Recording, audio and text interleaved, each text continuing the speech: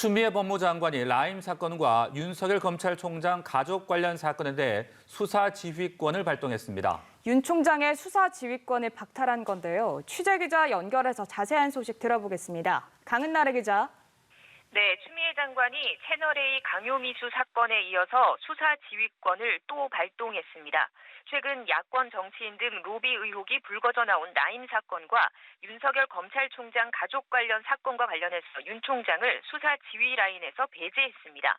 이 사건들을 맡고 있는 서울 남부지검과 서울중앙지검에 윤 총장 지휘를 받지 말고 수사 결과만 총장에게 보고하게 했습니다.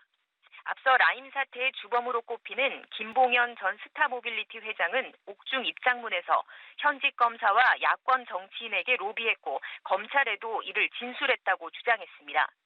법무부와 여권을 중심으로 윤 총장이 이런 내용을 보고받고도 묵살한 게 아니냐는 의혹이 제기됐는데요.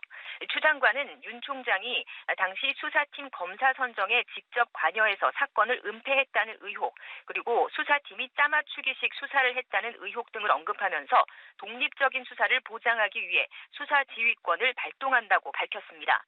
앞서 법무부는 당시 로비 의혹 당사자들을 특정해서 서울 남부지검에 수사 의뢰했다고도 밝혔습니다.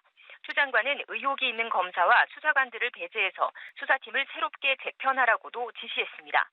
대검은 추 장관의 이러한 수사지휘권 발동을 수용했습니다. 대검은 총장은 더 이상 라임 사건의 수사를 지휘할 수 없게 됐다고 밝혔습니다. 그러면서 수사팀은 검찰의 책무를 엄중히 인식하고 대규모 펀드 사기를 저지른 세력과 이를 비호하는 세력 모두를 철저히 단죄해서 피해자들의 눈물을 닦아주길 바란다고 당부했습니다. 네, 말씀해 주신 부분은 라임 수사 관련 내용이 될 텐데요. 그렇다면 윤 총장과 가족 관련 지휘 내용도 설명해 주시죠.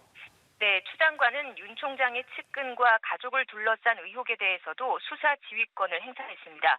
그동안 윤 총장과 가족 측근이 연루된 의혹을 받는 여러 건의 고소 고발이 제기된 상태인데요.